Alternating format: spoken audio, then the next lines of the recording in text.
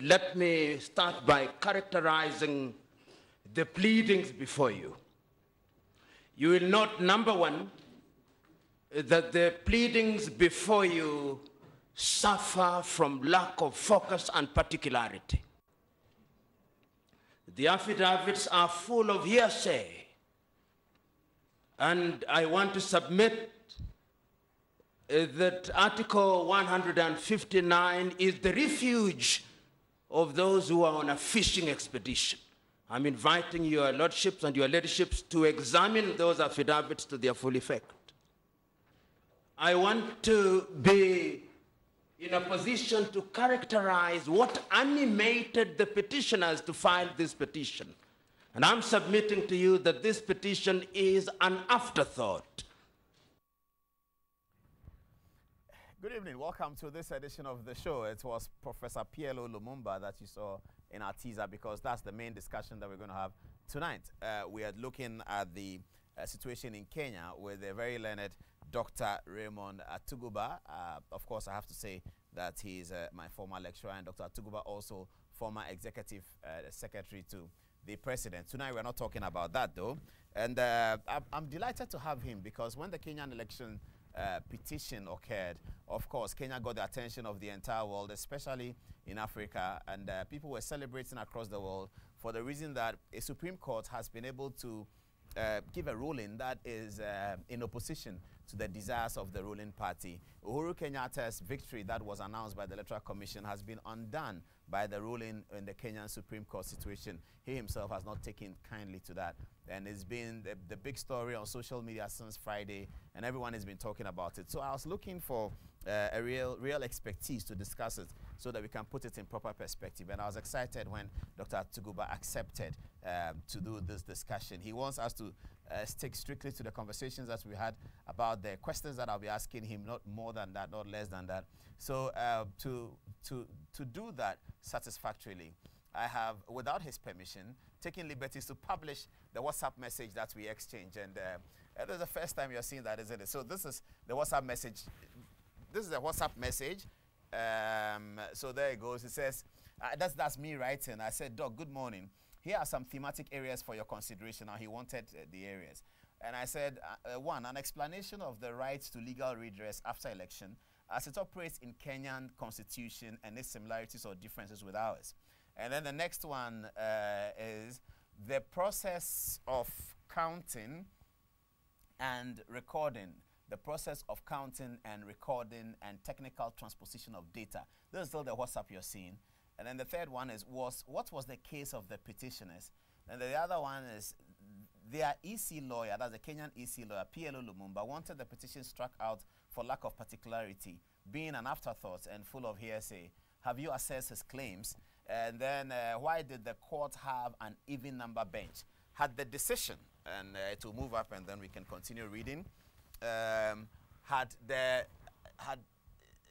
decision been equal on each side, what would have happened? Had the decision been equal on each side, what would have happened? And then, do the respondents have the right to review? And another question is, what consequential orders have been given towards the next process, as in the next voting? And then I also asked him, has the petition to the EC become, has the position of the EC become untenable? I asked him that as well. And then, should President Mahama come up for criticism given his role as a leader of the AU Observer Mission? That's also a question. I said, does the ruling indicate that Africa's legal regime is improving? And I said, thanks, Doc. Please direct on any other matter. And then he comes up with his response on the, do we have that? He comes up with his response. Well, okay, so that's it. So he says to me, great. And then I said, thanks, sir. Tuesday, 9 p.m., sir. And he says, okay. All right, great, super. So that is what we'll stick to. Sorry I had to expose the private conversation and the private chat between me and Dr. Raymond Atuguba, who is my guest for tonight. So we'll be dealing with that one. But before then, a small matter, a very small matter, that engaged my attention. And if you look at our post, we have said that we will have an editorial on the GJA press statement that has generated so much controversy. And this evening, I was listening to news on Joy, Evans Mensah's news, and I heard civil society had issued a statement, apparently in opposition to the GJA statement, and a few things. But what really sent me to this editorial is that, you know, on Saturday, everyone was not happy in Ghana, those of us who are football fans. So I was really thinking about, you know, the Black Star situation, because I had been to a World Cup before, and when we were growing up, going to the World Cup was a big deal. And obviously, with the Black Stars drawn game, that feels like defeat. Everyone knew that we are not going to the World Cup. In fact, events tonight have made that position very worse for the Black Stars because the Egyptians won their game. So that's what I was thinking about. Then I got a call. Somebody says to me that, look, they are dealing with you on Facebook. I said, Facebook? Was I responsible for the Black Stars' defeat? Why are they dealing with me? He said, no, nothing to do with that. Apparently, it's been reported that you are distributing the GJA press statement. And I said, oh, wow. I had sent the GJA press statement to the host of Newsfile on Saturday morning and canvassed for the position that it should be used. Because I agree with the statement. I'll tell you why tonight. So I looked at the Facebook post and I said, well, okay, we can deal with it on Good Evening Ghana on Tuesday so that people can understand. I didn't distribute it to every radio station or TV station, but I actually sent it to the host of Newsfile by email and canvassed that it should be applied. So that has led us to this editorial, where tonight I'll be talking to you about the GJA press statement, about other matters, about what our research has shown, and then we can all share in the matter. So it's 20 minutes past 9 o'clock. Here is the editorial. Ghana, we now have freedom. Ghana, land of freedom. Toils of the brave and the sweat of their labors. Toils of the brave which have brought results.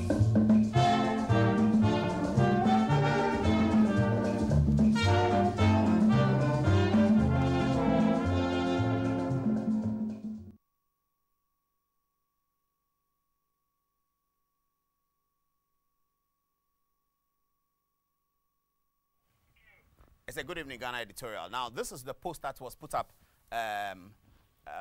on Facebook. Here it is, and we'll read it, and then we'll go and deal with it systematically, and we will touch also on the GJA press statement. So this is the screenshot of the Facebook post. Now, here it is. It says, why is Paul Adom-Otchere, I believe that is me, sending the GJA press statement to media houses? I know his closeness with Jospon, but not with the GJA. And that's a big part. I know his closeness with Jospon, but not with the GJA. My first reaction to this is, what's wrong with Opana? You don't know my closeness. I'm a member of the GJA. I am a bona fide member of it, maybe not in Gustan. I'm a member of the GJA, and you are asking that you don't know my closeness with the GJA. What's the meaning of that? What kind of desperation is that? You are asking me, a member of the GJA, that you don't know my closeness with it. So I'm a member of Asante Kotoko. And then Asante Kotoko issue a press statement. And I'm canvassing for this press statement to be applied by media. And then you sit there and tell me that you don't know my closeness with Asante Kotoko when I'm a member of it.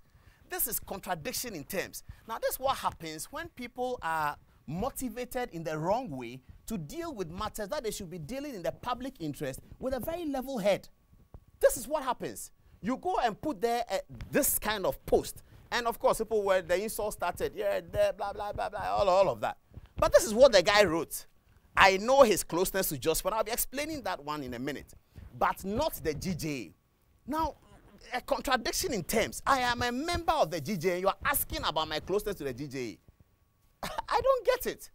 A person is a member of the GJA. Haven't you noticed I'm a member of the GJA? You don't know, and then you are asking about my closeness to the GJA because you are desperate. What kind of sentence is this? And what import is this statement about? That you don't know my closeness with the GJA when I'm a member. Please, revise your notes, yeah? Because I am a member of the GJA, and I canvassed for the position of what had been articulated in the GJA press statement. And tonight I'm going to talk about it. And we will look at the GJA press statement, and we will understand what is wrong with the GJA press statement. Those who are calling that the GJA press statement is wrong, and this evening I've heard civil society. I've heard civil society tonight. Now let's deal with it. Let's look at the GJA press statement, do a content analysis of it. We will come back to his closeness with Jospon and closeness with GJA and people who don't like the GJA statement, and we'll understand why. We have gone to India for research. We have gone to America for research. Tonight we have a lot. We have gone to the Ghana courts for research, where people have done media trial and have lost the case in court. People have done media trial in this country and have lost the case in court. We all jumped on the bandwagon in the late 1990s and went on Edianan, and he has stolen this, and he's corrupt, and he's that, and he's that, and that, and we had a media trial and called him corrupt. He won the case. Didn't the civil society see that Edianan won the case? Why are we destroying such a great talent? This man has a great talent. Mr. Man, you have a talent, and you have conviction. Don't allow wrong motivation to take you to places where you need not go. And when you write things like that, you expose your cerebral weaknesses and limitations. Don't write things like that. That a person is a member of the Apenti-Mensah family. Then you say you don't know his closeness to the family. You don't know that he's a member. How can you even write that? When a person is a member, you say you don't know his closeness. And so he's distributing GJA statements. You don't understand his closeness. Let's have a look at the statement. We'll do this in 10 minutes, and then we'll come and deal with all the matters. So the statement is this. People have not seen it, and they've heard about it, but here it is. We'll take it paragraph by paragraph and do a content analysis of it, and they should show us what is wrong with the statement. The Ghana Journalists Association has been following with keen interest developments on the media landscape relative to investigations into alleged high-profile cases. Now, the statement opens by the GJA indicating that they are relating this statement to current occurrences. Why is the civil society group pretending that the GJA is hiding behind something? What are they hiding? They are telling you that it is recent developments. Haven't you seen it? It's been following with keen interest developments on the media landscape. So the GJA is saying that this statement directly relates to what is happening in the media landscape. They are not hiding anything. They are telling you that it relates directly. In fact, they are talking about the matters that have been going on. That's what they are addressing. So paragraph 1, there's nothing wrong with it. Is there something wrong with it, please? Facebook, Good Evening Ghana Official, let us know it. Now, it says, we wholeheartedly applaud the courageous manner with which some of these cases are pursued in fulfillment of the media's constitutional obligation to hold to account people in positions of power and responsibility. A beautiful sentence like this. What's wrong with it? They are saying that we wholeheartedly applaud the courageous manner with which some of these cases are pursued in fulfillment of the media's constitutional obligations to hold to account people in positions of power and responsibility. Let's move on and let everyone see it. So we've done 2 paragraphs. Let's go on. It follows. At the same time, now here's the caution. At the same time, the Ghana Journalists Association urges extreme caution. What is wrong with a person being cautioned? We'll come and talk about that. When you are doing media trial, and we have been in this country, and people have gone to court against the very brand and have succeeded, and they are cautioning you that you have talent, you have conviction, but be cautious. And you don't. And what's wrong with the statement? Let's go on. At the same time, the JJA urges extreme caution and circumspection in order not to pronounce certain people guilty in the media, whereas any court of competent jurisdiction has not even tried them yet. Now, this statement speaks directly to the ethics of the profession. It speaks directly to it. And we have gone to India to find out what they think about the ethics. We'll show you.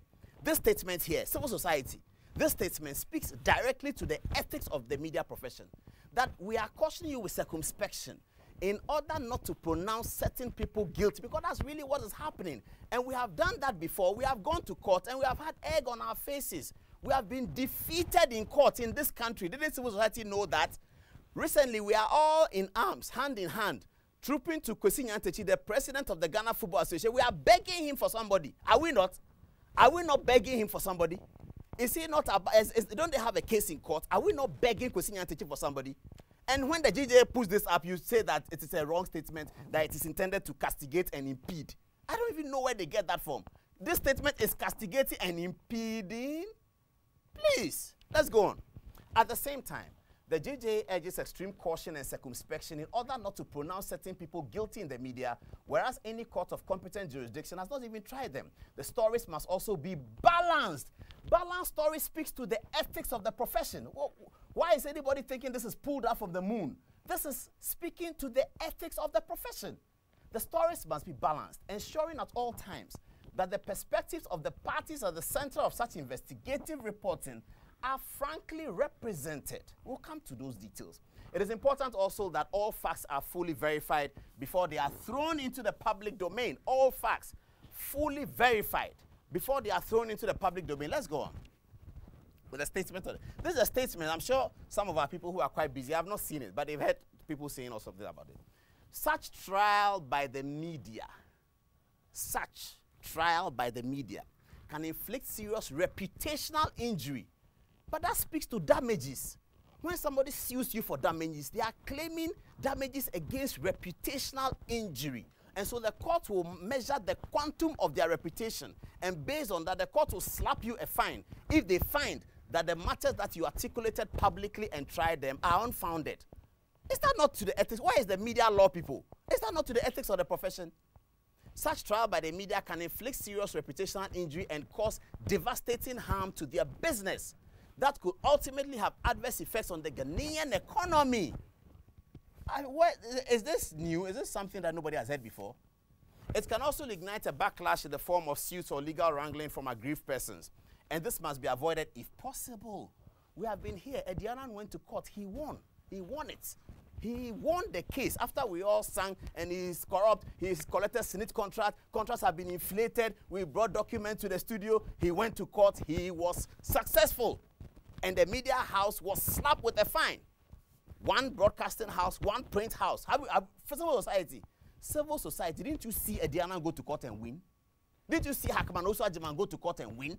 So when people are being cautious that DJ is cautioning his members that, please, Opana, you have talent. There's no doubt about that. Opana has talent. Nobody's, Mr. Man, you have talent.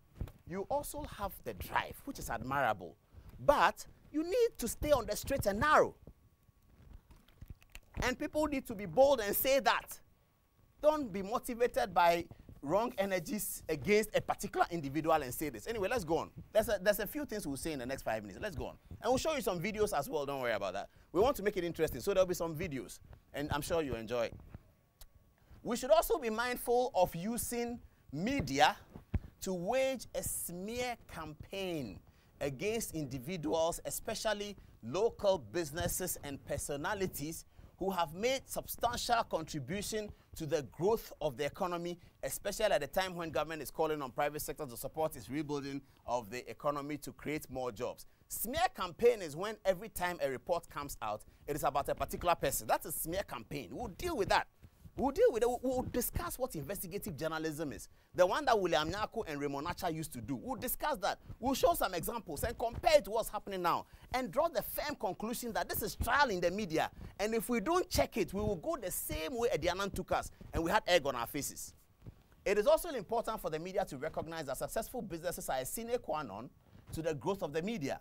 Investigative journalism in general and anti-corruption crusade in particular are fraught with risk and threats.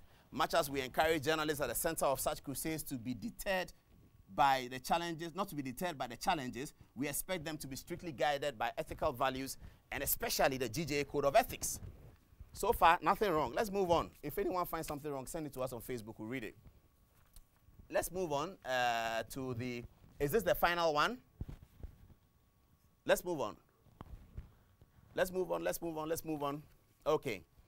That is why the GJA has always advised against the trial of people in the media, as it has serious implications for media freedom and responsible journalism, but to rather focus on the principles of fairness, balance, and accuracy in their reportage. Yes, so that's still the GJA statement. It's now 32 minutes past 9 o'clock, so 20 years. Let's go back to the statement again, the screenshot. Let's go back to the screenshot again and deal with it. Because, I mean, I don't understand why a person will put up that screenshot with such, you know, fundamental misunderstanding and misappreciation of the whole situation. I know his closeness to Jospon, but not to the GJA. Okay, so now I've established the point that I did send the statement to one person. I don't think that I was sending it to media houses. I sent it to one person. But I'm happy to send it to Media House because I'm canvassing for this position. What the GJA has written and has said, there's nothing wrong with that. Anyone should come and show me what is wrong with that. Let's do a content analysis. Let any communication professor take the content of the thing and show me where in the content analysis there's something wrong. Then the Media Commission was saying that on the surface, there's no problem with the matter, but they can see a sinister motive. The GJA disclosed in the opening paragraph that they are responding to things that are happening currently. They didn't say that they are responding to things that happened yesterday. They were not hiding that. Now, I want to tell you, Mr. Man, that this brand that you are carrying, it is a very important brand. And so don't debase it. You see, this is a brand that has been built by many people. It's a brand that has been built by the Komla-Dumo, Samens has built some, Gabi Ajete has built some, Dorinando has built it, Bolare has built it, our Deputy Minister of Information. It's a brand that has been built by people.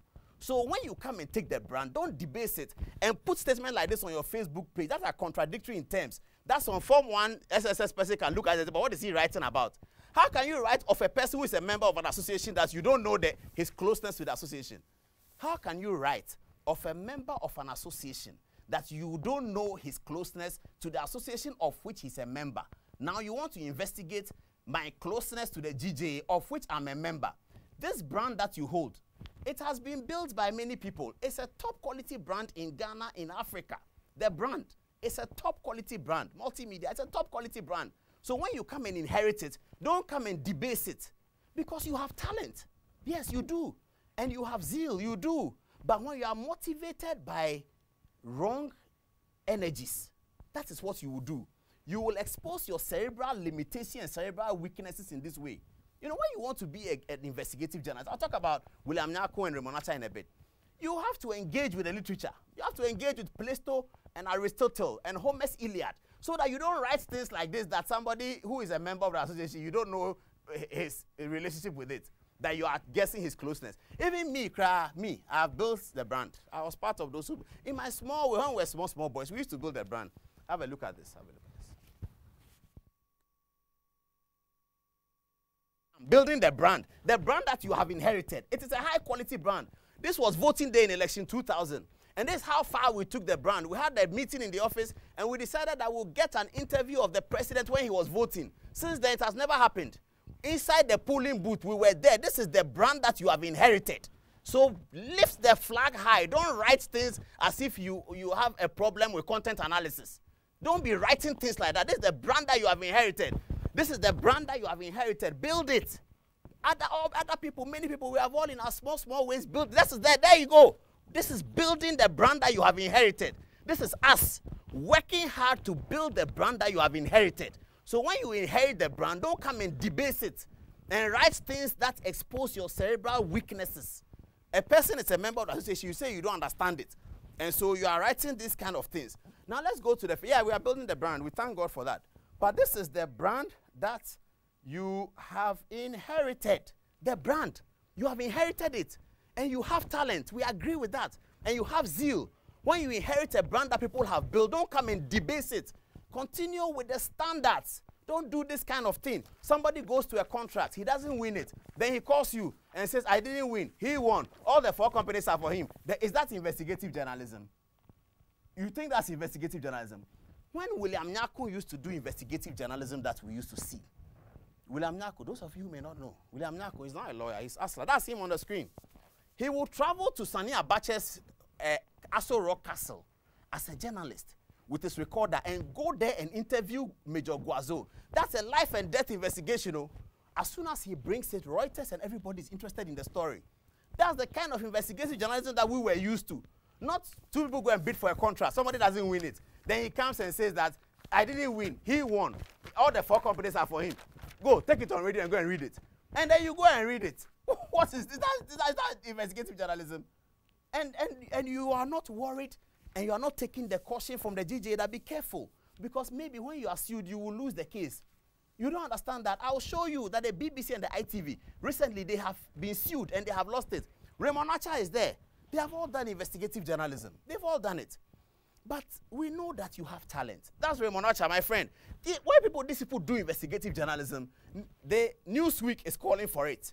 newspapers in America are calling for it, because you can see that they have applied intellectual capital in dealing with them. And journalism is not about catching people and hiding recorders. It's about taking the document and exposing the intellectual capital. And I'll show you what that kind of journalism presents. And you can do it, Mr. Man, because you have talent. Opana, you have talent. So we understand that. But you can do it. You see, that's what happens. I'll come to a just one thing. But when you see quality journalism, it is intellectual journalism. It's not because you arrested somebody or you found him or you hid the camera somewhere. No. It is taking documents and looking at the documents and then assessing it and adding such intellectual capital that when you speak about the analysis, everybody is wavering. Recently, we had an example. I'm going to show you the example now. Now, you can say that I am trying to brag that he trained under me, or that I recruited him, or that we trained him. Whatever you can say is fine. I'm happy about that, but I'm not bragging about it. But I'm compelled to show you the difference between taking documents when somebody has lost a contract and putting things out there that you can't defend. I'll come to something you have not been able to defend, and nobody's asking you about it. When the man came to your studio and told you that you have no evidence that he owes 140, up to today, you have not been able to produce the evidence that the man owes the state. You are not the state, and you have to understand that, Opana. You are the fourth estate of the realm. There's the first, the second, and the third. What you are supposed to do is to analyze what they do, and then if you want to sue, you can sue at the third, or you can, in the public interest, present what they do with such intellectual capital that it leaves no questions. You should go and ask civil society. Haven't you heard that the Opana has been challenged, that the man doesn't owe 140 million? Up till now, he has not been able to produce a single document. Is that how to do intellectual analysis? You take a report that you didn't author. The report didn't draw such a conclusion, and then you draw such a conclusion and propagate it to create hatred. And the man has come to your studio and challenged you. Nobody is asking you that question. Where is the evidence that the man owes 140 million? Where is the evidence? You have not been able to produce it. Civil society, you are not asking him that one. Nobody is asking him that one, and he continues. That's not the kind of journalism that we are used to. Please, that's not the kind of journalism we are used to. The investigative journalism we are used to is high quality. Let me show you this. And you can say anything about this guy. Yes, he trained under me, whatever, whatever. This is quality intellectual journalism. Have a look. Good afternoon. My name is Bernard Avle. I work at CTFM. Mr. President, I remember during the campaign, yourself and the Vice President expressed worry about the level of debt that Ghana was incurring. And among other things, you said that because of the mismanagement, we were having to borrow, and then we had enough internal resources, and therefore we should block the loopholes. Permit me to give you some figures. In March this year, we went for a 1 billion Ghana cedi 3-year bond. In April, a $2.25 billion bond, which translates to 10.25 billion cedis, was announced. In the same month, we announced a $2.4 billion bond to clear legacy debts in the energy sector. Translates that to 12 billion cedis. Last week, we were told there's a 17.4 billion cedi bond being sought for Q3. Putting all the figures together in Ghana cedis, that's about 40 billion cedis. If all these bonds go through by Q3, the last time I checked, our GDP was about 80 billion cedis. If within the first year, we're already borrowing up to half of our GDP, where are the internal resources? How much resources have you generated internally? Why are we still borrowing this much? Thank you. Have you seen it? Open, are you watching? Have you seen it? That is journalism that when he puts on the table, everybody is aware that this is fact-finding, this is intellectual. Not the one that you come and make a conclusion that somebody owes money. The person challenges you that he doesn't owe money. You're not able to produce it. You're not able to produce it. And then you go and write people's names that they are sharing GJ press statements and set them up for insults. That is, you don't know his closeness with the GJ. When the person is a member of the GJ, I don't understand that, Opana. You see, these things, I don't want to talk plenty. You shouldn't do that. You shouldn't do that because you have a talent. Me and GJ, you know how far we go? Please, GJ gave me an award 16 years ago. Have a look at it. Have a look at it. Have a look at it. You see that I'm a member of the GJ. Ghana Journalists Association, GJ, News Reporting Radio, award for, see it again, 2001, 2002. Who? Paul Adom-Otchere, Joy FM. And you are asking that, what is my closeness with the GJ? Are you all right? This is 2001, 2002. Ghana Journalists Association, news reporting. So I became the news reporter of the year, thank God. Who is that? The same name that you wrote and said that you don't know his closeness with the GJA is the same name that was receiving an award 16 years ago from the GJA. Are you okay? You see how anger and things can do? When you are directing Miss Energy, you see what it can do to you? You expose your cerebral weaknesses and limitations. That's what you do. You put up a statement that is laughable. That's what you do, my friend. That's what you do, Opana. And Mr. Man, that's what you do. Now, let's go to the first part of the statement. Let's go to the statement again. There's the first part. He said he knows his closeness to Just Spawn something. Let's have a look at that. Please, screenshot. Let's put it on again. Aha, it is here again. Why? This is Saturday afternoon, though. I was sitting somewhere worried about Black Stars. Then the people call me and the guys put this thing. I don't want to use certain words, and I shouldn't. Frankly, Kujo, I've seen your call. I'll stop. Don't worry, I'll stop. At some point, we'll stop. We will stop very soon. Then we'll go to Zangalewa. Because Dr. Raymond Atuguba is coming to teach us on better law. We'll stop. Why is Paul Adom-Otchere sending the GJ press statement to media houses? I know his closeness with Just Spawn, but not the GJ. Okay, so why is my closeness to Just Spawn? So in 2008, I was working alongside the CAN 2008 organizing committee, you know, and I was quite worried at the opening game, the one that we won, about how we're going to clean it up before the next day because I didn't want Ghana to be embarrassed. Because I didn't know. I'd never heard Zoom Lion before. Then the next day we came and the guys told us that Zoom Lion came to clean. I said, "Who's Zoom Lion?" And they said, "Oh, you don't know Zoom Lion. They will come just now. Have a look at them." So they came and the way in which they cleaned, and I said, "Wow, where did they come from?" They said, "Oh, there's some guy in Tema." That's what I was told. He's in Tema something. He brought Zoom Lion. So from that time, I started looking for this man because I wanted to associate with him. Because you see, my small reading of development economics, it is not politicians who build a country. It is entrepreneurs who build a country. And when you have entrepreneurs, the politicians are supposed to support them. Tonight we'll show you from the time of Rockefeller in the 19th century, the American establishment has supported Rockefeller as a businessman, as an entrepreneur. I'm not saying when they do wrong, don't say it. You can say it. But the reason why I am close to him, and it took me about 4 years even to find him. Sometimes you call him, you won't pick. It's still like that. 6 weeks, you won't find him. But when you find him, he's able to tell you so many things that shocks you, his ideas. And you'll see that this entrepreneurship is a gift. So as far as I am concerned, this man, Joseph Sian Ajapon, put his photograph there. Joseph Sian Ajapon, he is not a liability to Ghana. He is an asset. Joseph Sian Ajapon is not a liability. He is an asset. You may have his wrongs, but he's an asset to this country. And everyone will recognize that a man who can take your brand to Liberia. Look, this is a guy that the World Bank said that he had done something in Liberia and they had put him on suspension. He worked so hard with the World Bank that the World Bank came back and said that he is now the template for good corporate governance and award of contract. Such a person, Sian Ajapon, is an asset to this country. It's not a liability. He's not the only one. Show the rest. Let's tell them that we are prepared to support local businesses. That's the only way our country has been built. This is Tobinco. Tobinco is an asset to this country. It's not a liability. He's an asset. He can never be a liability because he is an entrepreneur. He's created businesses. This is Ernesto Fori, my fellow that day. He's an asset to this country. He is not a liability. He's an asset. We have to understand that. This entrepreneur is an asset. Look at this man, Coco King. Shouldn't they be giving him the school feeding program? Shouldn't they? The government should go and support this gentleman. He has demonstrated that he understands how to feed people with little resources. Bring Coco King again. I'm not finished with him. He has demonstrated that and put his brand on. He has demonstrated that he's able to feed people. I'll come to Kwame Despite. Coco King has demonstrated that he is able to feed people.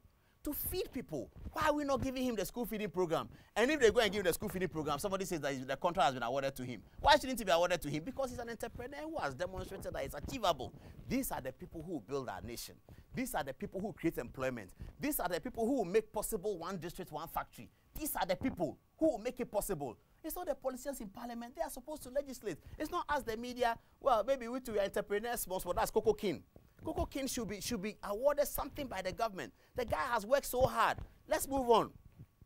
It's 47 minutes past 9 o'clock. Let's move on very quickly. And then we have Kwame Despite, of course. You know that. This is an asset to this country. It's not a liability. He's an asset to this country. It's not a liability.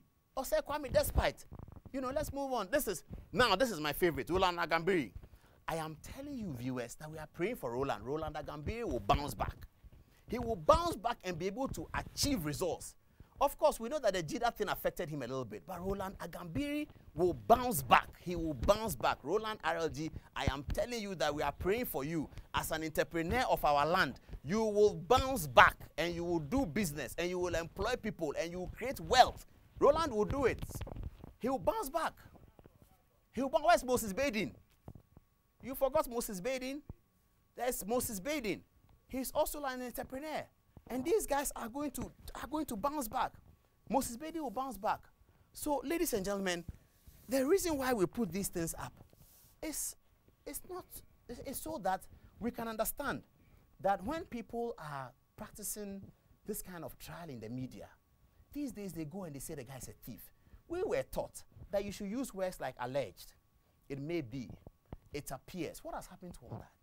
What has happened to all those lessons we were doing? I am saying that what Opana does on radio, no professor of communication can vouch for that.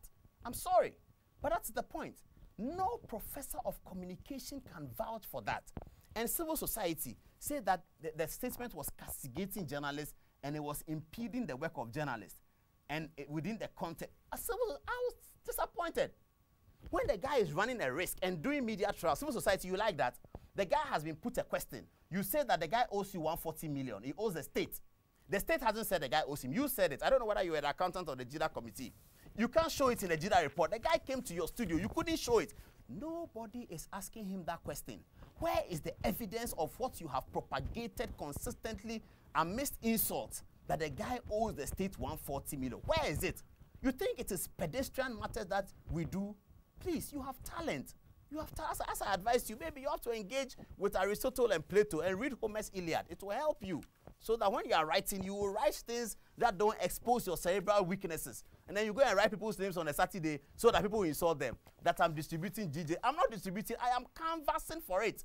People don't like money for something that happened last year. I don't want to remind families of things that have happened that are not great. So, we don't want to do that. But something happened with the Flagstaff House, Stanislav Dugbe and all that, and somehow people hold something against Afilmoni. It's okay, I don't mind. All I'm saying is that the statement that Afilmoni issued, there's absolutely nothing wrong with it. If you do a content analysis, and the statement that the civil society issued is fundamentally flawed. It is unrepresentative of what Afilmoni wrote because he didn't castigate and he didn't impede. And I'm surprised. We sat here and Eddie Annan went and sued and won the case. Everybody pretends they've forgotten. These guys go on radio and they call a businessman a thief. You are the fourth estate of the realm. You're not the first. You're not the second. You're not the third. So as we were trained, learn to use words like alleged. It appears. We don't know. But it looks like. Do that. Don't go on a tangent and write on Facebook. Now you're writing on Facebook. Go and look at the case of the British case. Please put that case on. Let's show them what happened. There's a case in England. In a British court recently, it's not too long ago. Yes, McAlpine versus Becco. Do you go and look for this case? Do you know what happened? The BBC was fined and they paid. ITV was fined. They lost the libel case. Now this is BBC. I'm not talking about, this is BBC. They lost the case and they were fined. Put on also, as we conclude, the Indian matter. Let me just read from Professor Chaudhary. Professor Chaudhary, he is from a university in India. Look at the first part. It says the last of the 10th points thus clearly implicates that it is not ethical. It is not ethical to prejudge the guilt or innocence of a victim or alleged criminal before the court of law announces the verdict. This connotes that the concept of media trial is an ethical practice. Have you heard it? This is from India. That professor is a solid professor from Indian School of Communication. That's why I'm saying to you that no professor of communication will see what happens on radio when they are calling people thieves without a court trial. Eddie Annan has demonstrated that when you do that, he will go to court and he will win. Tony Lita won against the electronic media group. Good evening, Egbert Fabel. You know why I'm greeting you, sir. Congratulations on your new appointment. Eddie Annan went in and won the case. He says this connotes that the concept of media trial is an unethical practice. Haven't you heard it? And then you, civil society, you don't know this. You haven't seen this. And you say statement is castigating, and because they are chasing corruption. Who pronounces corruption? It's the court. Now, I'm passionate about this because I was on that Ediana bandwagon. I was on it. And we were all shouting, hey, he has taken contract from Senate. Contract is inflated. The contract was done in Chasasare's house near the swimming pool. Professor Mills was there. We were saying all these things. The man had patience for us. He went to court and he won flat. Have we forgotten Black Rasta? Or we forgotten? So when a GJA publishes a statement like this, and everybody is jumping on the bandwagon, and I'm disappointed about civil society. The guy in question, he has been challenged. He hasn't responded. The guy has talent. Oh, now you have talent. There's no doubt about it. Now, let me end about entrepreneurs. How do we identify the entrepreneurs? Have a look at this book. I picked it and I look at it. And it's Rockefeller. It's something about Rockefeller. 1 minute, we'll finish. We'll just finish just now and go. 1 minute. Let's have a look at the book, the Rockefeller book, and then the statement. So this book, you should get it. It's called The Prize. It's entitled The Epic Quest for Oil, Money, and Power. It's a winner of the Pulitzer Award. Now, this is what it says. This is the definition of an entrepreneur. The book is written by Daniel Yegin. This is a definition of an entrepreneur. He's describing Rockefeller. And this, you will find that entrepreneurs are not produced every day, but they build nations. Rockefeller built his fortune by taking on a youthful, wild, unpredictable, and unreliable industry and relentlessly transforming it according to his own logic into a highly organized, far-flung business that satisfied the basic hunger for light around the world. That's the definition of an entrepreneur. When you see Coco King, that is him.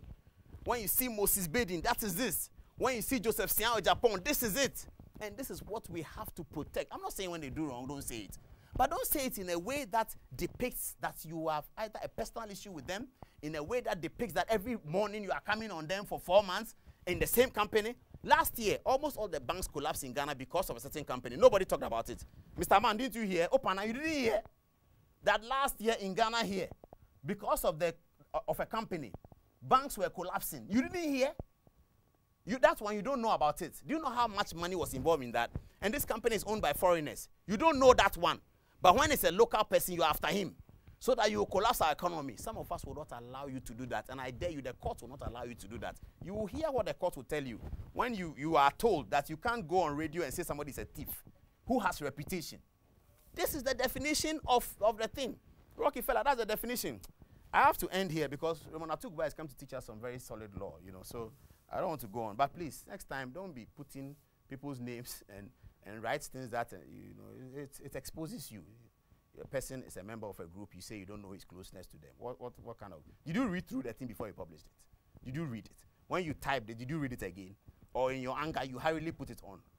Please, please, please. Let's have some quality from you because as I keep saying, you have talent. I have to end here because there's a scripture that is ringing in my mind and telling me, stop. Let me show you the scripture. I hope you guys have the scripture. Please put the scripture there. It's in Proverbs 18:22. He who finds a wife finds a good thing and obtains favor from the Lord. So you see, when a young man finds a wife, God gives him favor. If God gives a man favor, men must also favor him. But this is a very difficult editorial for because I had to say it. Because Opana has found a wife, a beautiful one, and we also had a lovely event. It's beautiful. So he's not the kind of person that at this stage of his career, we should be talking about him in this regard. But you see, sometimes you can't help it. It's very painful, but you have to do it. Proverbs 18:22. He who finds a wife has found a good thing and obtains favor from the Lord. Opana, Mr. Man, he's found a wife. And we are glad about it. It's beautiful. But so this is all very complicated and difficult for us to put across. But hey, we have to do it. So, you know, we have to end at this stage. And I think that the point has been well made. Nonetheless, we will lay him. And when we say we lay you on Good Evening Ghana, it's not human rights abuse. We lay you with our favorite song. Open, have a good evening. I think that our point is well made. If you want us to continue the conversation, we can continue. No insults. But also, when you write a thing, you read through, make sure that it doesn't have contradictions. You put it out. Sometimes we respond, sometimes we won't respond. But we are all brothers. We are all small boys. We are all learning. We will all get there. But let's protect our country. Let's not have hatred. Let's protect our people. And let's pray for William Agambiri. Give him one Zangalewa. Let's go.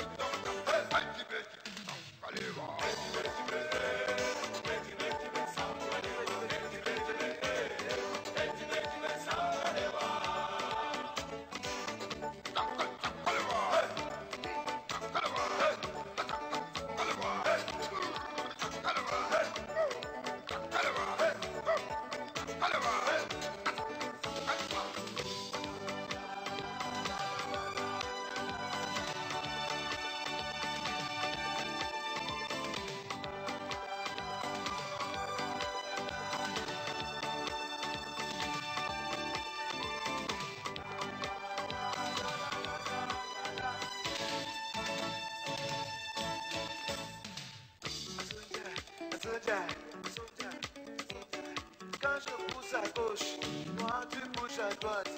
Quand je pousse à droite, toi tu pousses à gauche.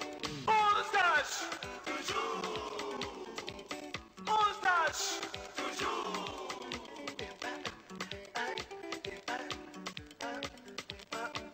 En avant, marche. 1, 2, 3, 4. Et en avant, marche. 1, 2, 1, 2. En avant, marche. 1, 2, 3. 1, 2, 3. En avant, arrête. Tema. En avant, arrête. Tema. Welcome back. So many messages. They said cool down, this and that. I'm cool down. I have some water to drink, and thank you very much for still watching 10 o'clock. Doc, good evening. Good evening, Paul. How are you, sir? Very fine, sir. Sorry, I wasted a bit of your time on some matters. But anyway, so in Kenya, was the court right or wrong?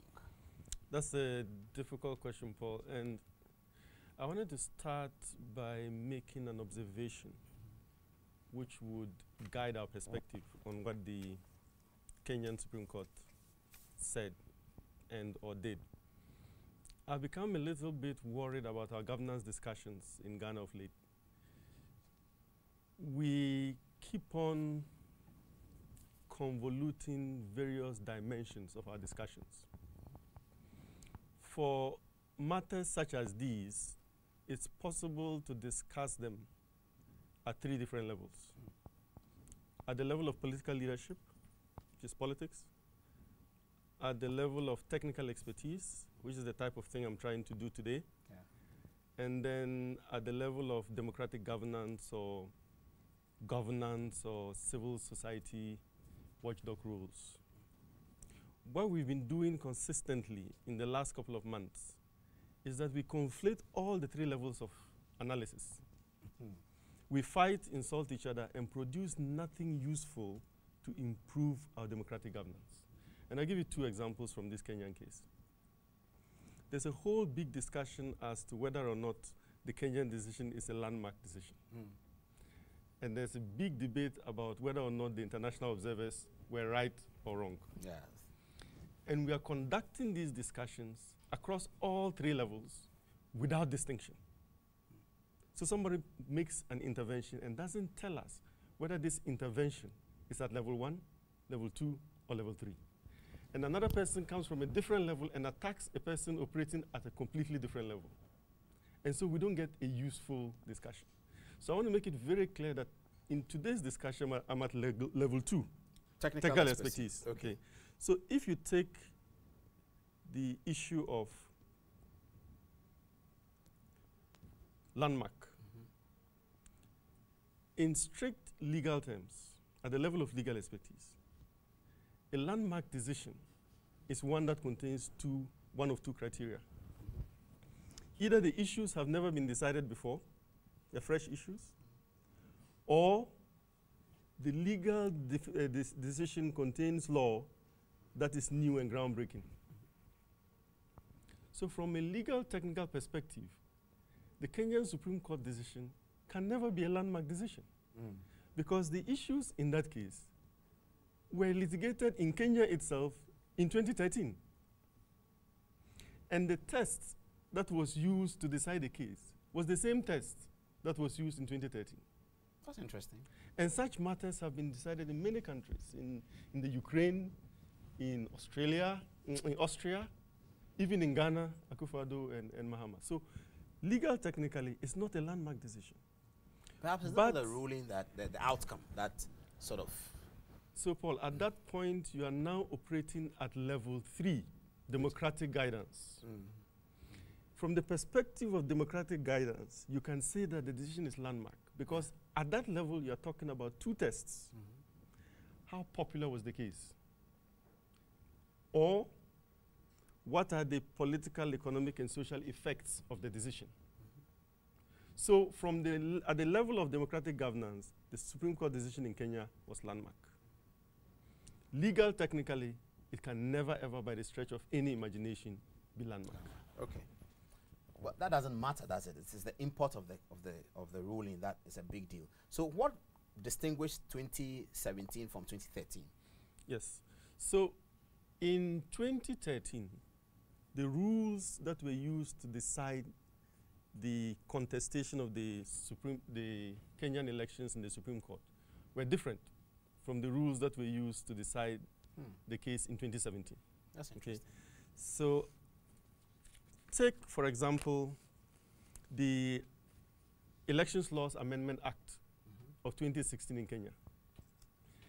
That law, which was not present in 2013, was critical in the decision of the Supreme Court in Kenya in 2017. And this was passed by Parliament in 2016? And this was passed in 2016 by the Kenyan what gave rise Parliament. For passing such a law? So in summary, what the 2016 law did was to put far greater premium on electronic management of the electoral process. So it's actually scary when I read that amendment because that amendment goes as far as saying that the transmission of results must be done electronically.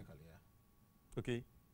So no papers involved at all? There are papers involved, but you can invalidate an election by pointing out that the transmission process electronically was flawed. And it is interesting that the very first substantive reason that the Supreme Court gives, remember the Supreme Court has not given its full reasons yet, but from the ruling they gave, the very first time they mentioned a reason for invalidation, that reference was to electronic transmission. It was the very first reason. Yeah. Okay. If you consider this side by side, the fact that at the time of election, 11,000 polling stations did not have 3G and 4G networks with which to transmit the results electronically, as required by the election law of 2016 in Kenya, then you can safely say that the election was waiting to be declared null and void. Let's get that again. 11,000 polling stations, they don't have what? 3G and 4G networks. So when people voted in these polling stations, they vote on a paper like we do and put it in a ballot box, and it's counted. And as the figures, the outcome of the counting, that must be transported electronically. Electronically. And it's not just, there are two methods of electronic transmission that the law requires. Transmission from the polling station to the National Collation Center, and transmission from the National Collation Center to an electronic dashboard. If any of them is not done electronically, then it means that the Independent Electoral and Boundaries Commission has violated the electoral laws. And a strict Supreme Court. So for these 11,000, how did they account for it in the verdict that was pronounced in favor of Kenya? My suspicion is that the basis of the Supreme Court decision would lie heavily with these 11,000 polling stations. That's my suspicion. Remember, the judgment is due within 21 days, so we haven't seen the judgment yet. We are all guessing what the reasons are. But a verdict was declared in favor of Uhuru Kenyatta. Did they consider these 11,000 polling stations? Well, they considered them, but what in the wrong way, according to the law. Well, that's interesting. Because the law requires this transmission to be done in a very particular way. And that's why I'm saying that I'm really surprised that the Kenyans operated under such a law. Looking at all the difficulties and unpredictability of technology, to rest your entire election so heavily on the vicissitudes of technology is a bit risky to me. Well, is that not the same thing we do here? No. If you look at our CI, with which I think it's CI 94, with which we conducted our election, the amount of electronic transactions in there is very limited and doesn't extend to requiring, by all means, electronic transmission and transposition of election results. You mean we created alternatives? Exactly. So we wised up after the 2012 election and made some changes to CI 75, such that even at the polling station, if electronic verification didn't work, there was a manual system of verification as a backup. Okay? Yeah. The Kenyan thing is super electronic, and the reliance is first on the electronic, to the point where the electronic doesn't work, you can invalidate the process. And that, do you know how many polling stations they had altogether? They had over 40,000 police stations. So if you say 43,000 polling, and 11,000 cannot be accounted for, that's significant. Very significant. And that's why I suspect that is the significance of the number of polling stations and the weddedness of the judges to the requirement of strict electronic transaction that decided that case. But can't the judges or the court call for the actual ballot papers of these 11,000 to make a determination how the voter voted? That's the other problem. The Constitution of Kenya and the electoral laws provide that after an election, within 7 days, you have to file a petition if you contest the results. Within 7 days. Now, after the declaration of the results. Yes, there's no way that you can gather as much evidence in 7 days. Now, even if you did, unlike the situation in Ghana, where we can hear an electoral petition forever, the Kenyan laws require that the decision must be given within 14 days. Oh, wow. And after the decision is given, the reasons have to be given within 21 days. So they have given very strict timelines.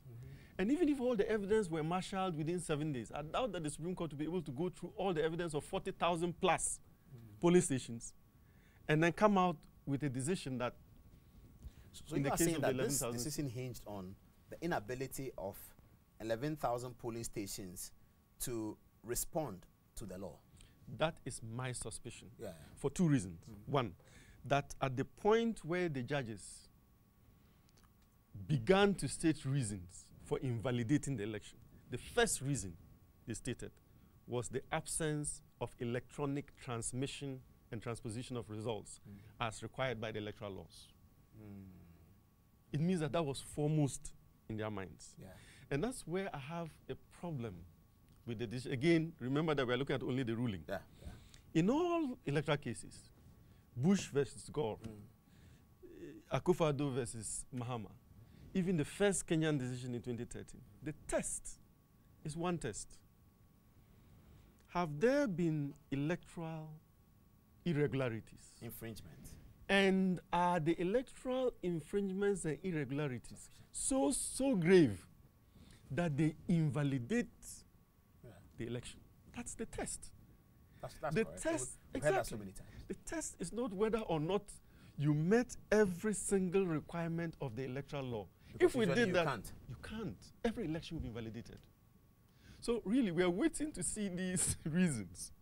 Okay, I have a friend in Kenya who This is very interesting, though. I was really liaising with in trying to understand their laws better.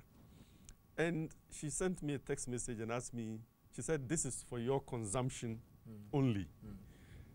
But, well, I haven't mentioned her name, so. Yeah, no problem. Exactly. We don't ask her name. But she has read other reasons into the decision. Oh, that's interesting. Let's know them. What The is she political affiliation of judges. I wanted to look at that as well because Yes. Kenya has a very sharp tribal division Exactly.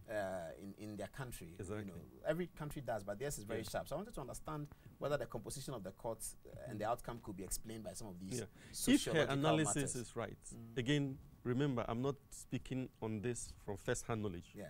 I took the information from her, Yes. Correct. where she looked at the 2013 decision. The composition The of composition in it 2013. was different from this. Yes, because there were 4 new judges.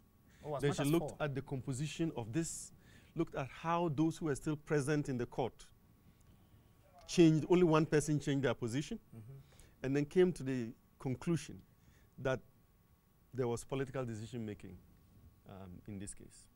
So the bigger point I'm trying to make is one, that Supreme Courts must stick to the test for invalidating or confirming an electoral outcome.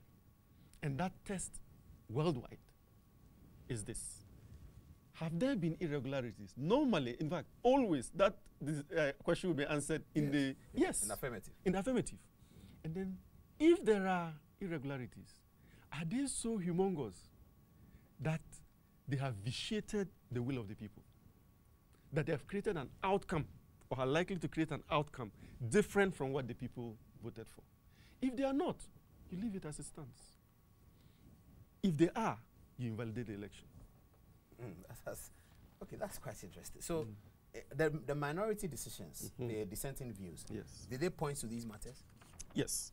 And you see, the lady judge, one of the lady judges who dissented, I actually liked her judgment. If you permit me, I'll read a portion of it. A little bit, yes. Yes.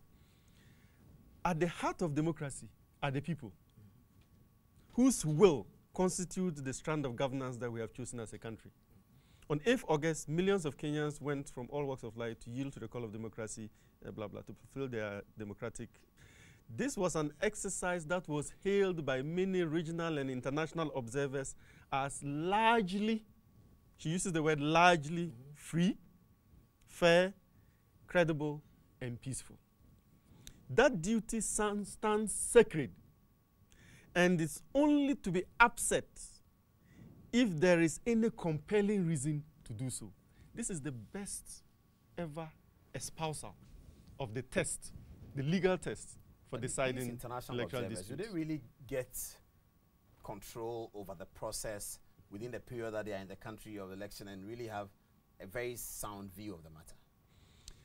Again, Paul, we are going to discuss this at the 3 levels. Yes. Okay. So I'm doing what, political leadership? You are doing political leadership now. Yeah, I get it. But I get it. let's go to You're a great teacher, Dr. Atuguba, I have to say. let's go to the democratic governance Yeah. perspective. From the level of democratic governance, what do international observers look for? Is there an opportunity to come out without fear and favor to vote? Okay.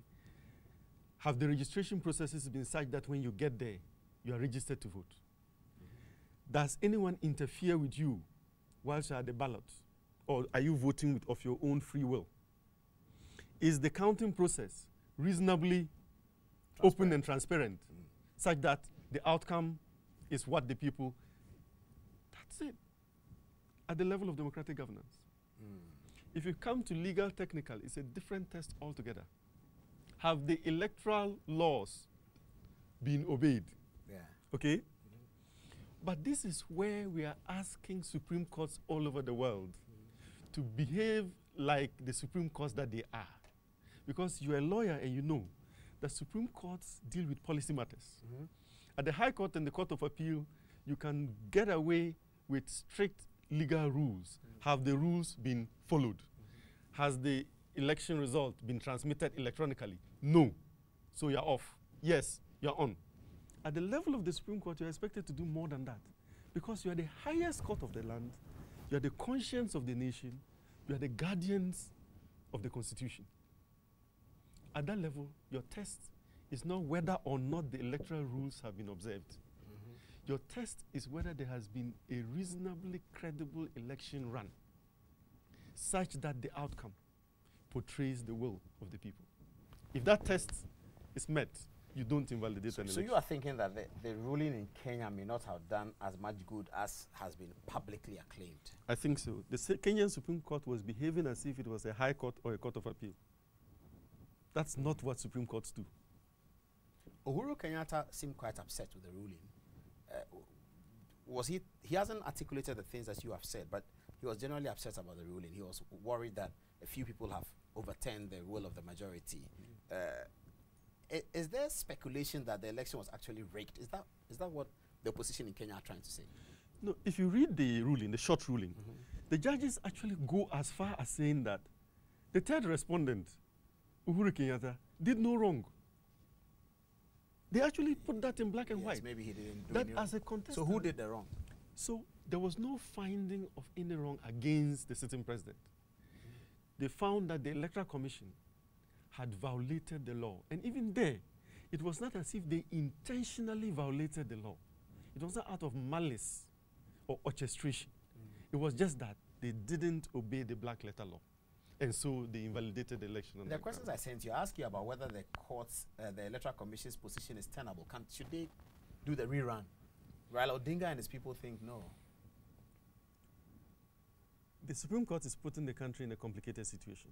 Okay, forget the money that was spent. Okay, they spent $500 million on security beefing up alone. $500 million on managing the electoral processes.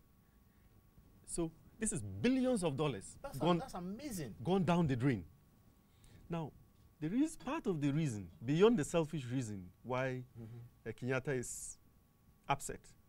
He, as president, now has to find money again in billions of dollars to run another election.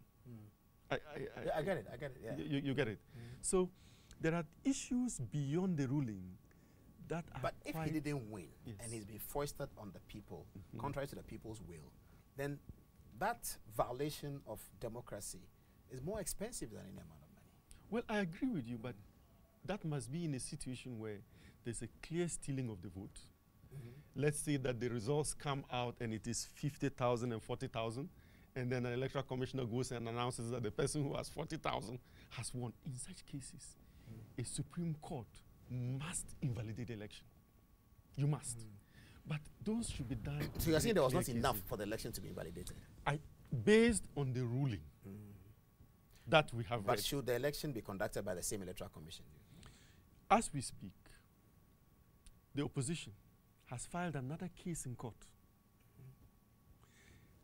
asking the court to declare that the current Electoral and Boundaries Commission, as constituted, cannot validly run the election. That should make some sense, isn't it? Because they have gone to court against them and they have been defeated, and they've been asked to, emotionally they would have a reason to sort of teach them a lesson. But, Paul, so where does that lead us? Remember that the Supreme Court has given an order that within 60 days, Yes. an election should be held. Yes. You have brought a case in court saying that the body that has been ordered to hold the election is not validly constituted to do so. The days are ticking. You are running into a constitutional crisis. So the court should appoint a new set of people. But the Constitution doesn't allow the court to appoint. It's the president. You see? So the court should order the president to appoint a new set of people. And so if you are going to appoint a new set of people, they have to go through a whole procedure. Really? Yes, vetting. Yes, they can do that in a day. No, that's not proper vetting. The vetting, the new electoral commission. In Ghana here, if you're vetting somebody, you have to send you have to send people The to go and check on and his all that, yeah. grandfather's grave and all that. So the Supreme Court might be leading Kenya slowly into a constitutional crisis that could have been averted if it had applied the right test.